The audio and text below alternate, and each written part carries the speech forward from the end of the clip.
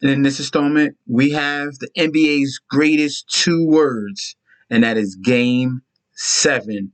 Eastern Conference Finals between the Miami Heat and the Boston Celtics. Let's get into it.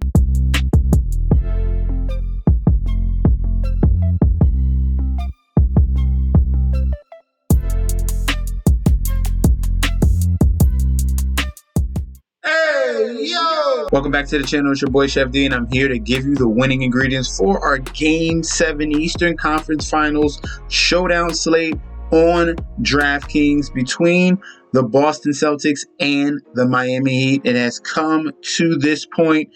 Miami coming off strong in the first three games, then Boston battling back, and now we have a decisive game number 7. But before I deep dive into that, guys, don't forget to like, comment, and subscribe to the channel. Make sure you follow me on Instagram and Twitter at MetsNetsJetsD. Don't forget about that TikTok at Chef_D91. And don't forget about the Patreon. If you want more DFS for the NBA Finals, click that link down below. If you want to get ready for best ball and fantasy football, that's coming up very soon. Click that link down below. And guys, if you want MLB bets for the season before the NFL season kicks off, click that link down below. We're going to start off at the top at the captain position, okay? This is Game 7 here. This is the culmination of what has gone on in the last past 6 games. Both of these teams went on 3 win streaks here, 3-game win streaks for the Celtics and a 3-game win streak for the Miami Heat. And now, yes, it is in Boston, but this is going to be a pretty even slate down the middle, okay? We have the talent of the Boston Celtics going up against the willingness of Jimmy Butler and Bam Adebayo and the coaching advantage that they have in Eric Spoelstra. So it's going to be a battle of the minds here in Boston at the Garden. So at this top spot here, my favorite captain, if I had to choose one, and these two are at the tippy top here, 20,700 for Tatum, 20,400 for Jimmy Butler. I'm riding with Jimmy Butler as my number 1 captain of this slate. All right, we're talking about 2 back-to-back poor performances.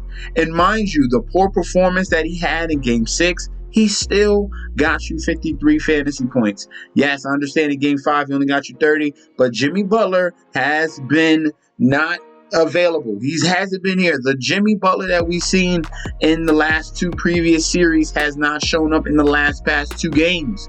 Jimmy Butler needs to wake up, and I expect him to explode, go way over 53 fantasy points. Jimmy Butler is going to put everything into this game. Not only the fact that I believe him to do so is because that he are in the very same scenario that they were in last season on the very same day.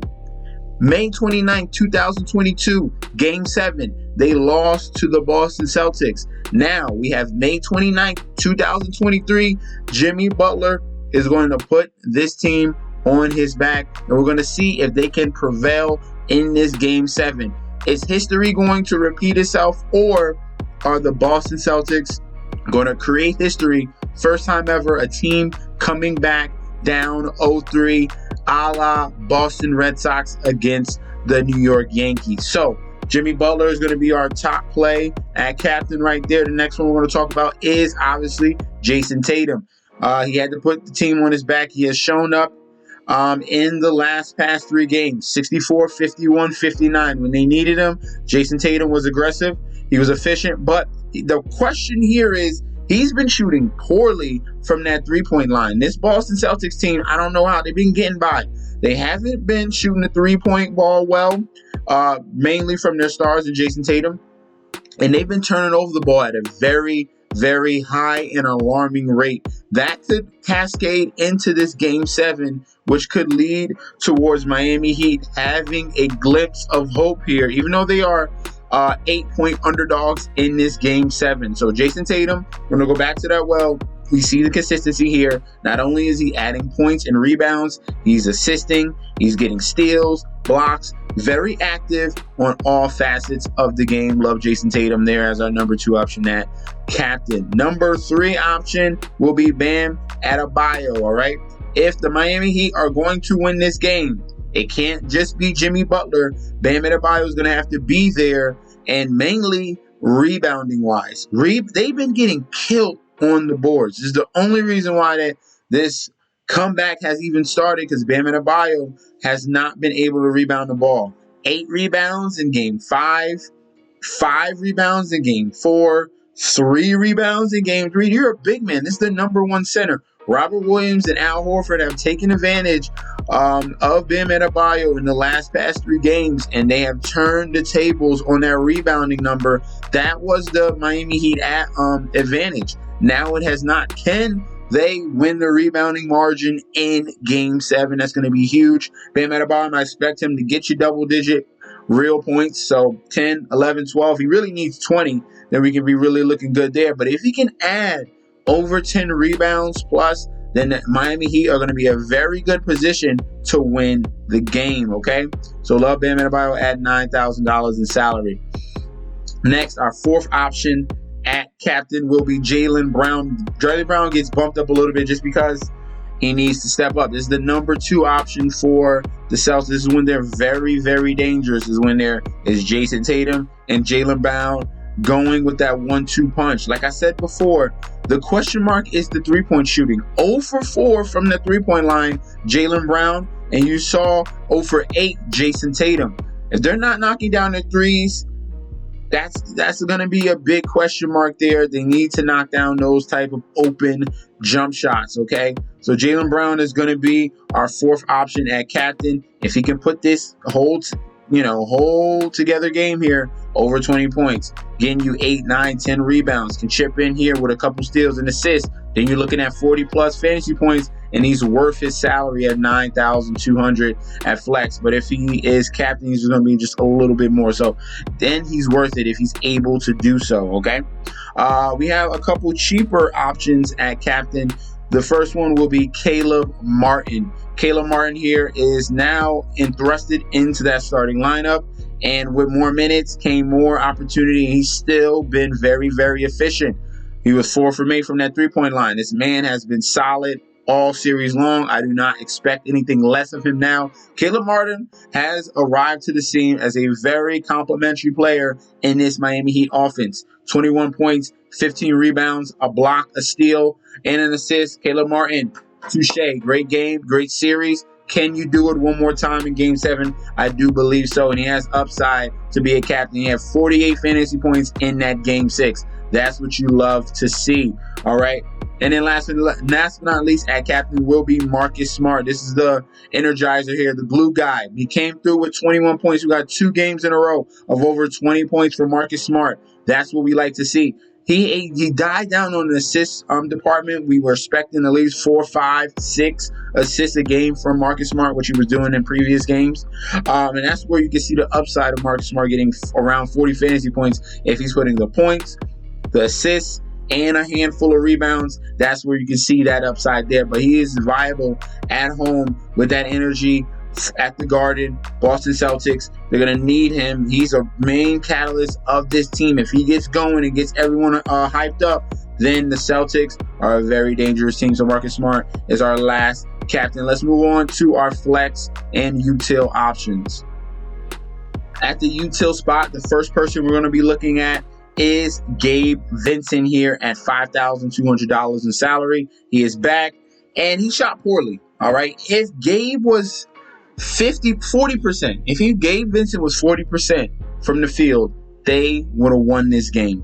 He took 18 shots, and majority of them were layups. He was missing floaters, layups. He was getting fouled. They weren't calling any of these fouls here. That was shocking. He was efficient from that 3-point line, 3 of 6. But if Gabe Vincent knocked down half of his shots, this would have been an easy win for the Miami Heat. That was shocking to see. Gabe Vincent missed this many shots. He's been really good all series long, and they're going to need him to step up yet again to give you around 15 to 20 plus real points. I expect him to do so. I expect a handful of assists and some rebounds as well from Gabe Vincent. He's a nice X factor to have on Miami Heat and is a very solid util play at his price. He's been clearly outplaying Kyle Lowry, and he's going to earn more minutes than Kyle Lowry as well. The next player we're going to be looking at the util spot will be Derek White, the hero of Game 6. The last tenth of a second tip in from Derek White, hustled to the boards, beating Max Strus and getting that tip in with 0.2 seconds left. Derek White was obviously the hero there, and he's going to have to come up huge yet again. We have 3 games in a row of over 30 fantasy points for Derek White. Him and his forehead are knocking down so many threes. He's looking like his old self from the San Antonio Spurs. So Derek White here is going to have to be a stud yet again. He's getting starter minutes. He's starting now. He's been very efficient knocking down that three-point ball. And he's going to have to come through yet again if the Celtics want to get to those NBA Finals, all right? The next util player we're going to be going towards will be Al Horford, okay? The veteran here, he can come up big in this game. He already had 2 30-point games in this series in game number 5 and game number 4. So we see a very similar scenario there. If he gets hot from that three-point line, then you're looking at a ton of trouble. He is very streaky from there, but if he gets 1 or 2, then you're looking at an entire avalanche there. So Al Horford, at his price, he chips in a couple points, 10 points here, adds a solid amount of rebounds, and you're looking at some assists and blocks, then Al Horford is going to be a very solid play at that util position, all right? The next player we're going to be looking at util will be Kyle Lowry, okay? So Kyle Lowry here has been coming off the bench as a 6-man. The problem here is his shooting has been at subpar.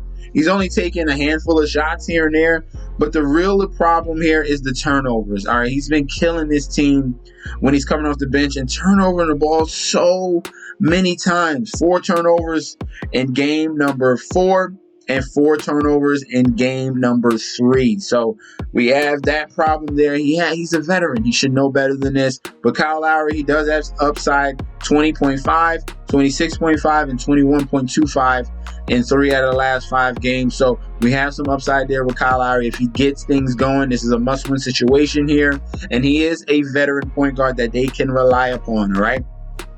The next util play we're going to be going towards will be Duncan Robinson, all right? If they need that 3-point specialist, Duncan Robinson is going to be that guy. He had some opportunities to win the game in game number 6, but he could not come through. He had 2 wide open threes, and he fell short, hit the back iron pretty hard, but this is someone that can be an X factor here for the Miami Heat to knock down that 3-point ball, especially if some of these guys, the wings that they have, do get in foul trouble. Duncan Robinson was very efficient in that 4th quarter, making that comeback, and I like him at $3,800 in salary, all right? Last but not least, at the util position, we're going to be going with, we're going to be going with Grant Williams. Grant Williams has the upside to knock down jumpers. He's going to have opportunity on the court. As you can see, the minutes are pretty solid. 29, 29, 27, and 22. Very poor performance in Miami, but this is a role player. You expect him to play a little bit better at home at the Garden, and this is where you can see somewhere, if you get that 30-point performance from Grant Williams, where he finally earned some minutes, then that's what you want there for the Boston Celtics. Grant Williams, he's a very solid defender, can switch on to Jimmy Butler, can switch on to even Bam Adebayo. They use him sometimes as a 5 in certain scenarios between him and Al Horford, okay? But Grant Williams at $5,100 in salary is a knockdown shooter from the 3-point line, provides energy and rebounds. I like him at his current price. So thank you guys for tuning in. Don't forget to like, comment, and subscribe to the channel, and I'll be back with another video very soon, all right? Guys, if you're interested in best ball and fantasy football, go ahead and click that homepage button, and you'll see content out on that already, all right? And guys, if you're a viewer and not a subscriber, go ahead and click that subscribe button right now, okay? Peace out.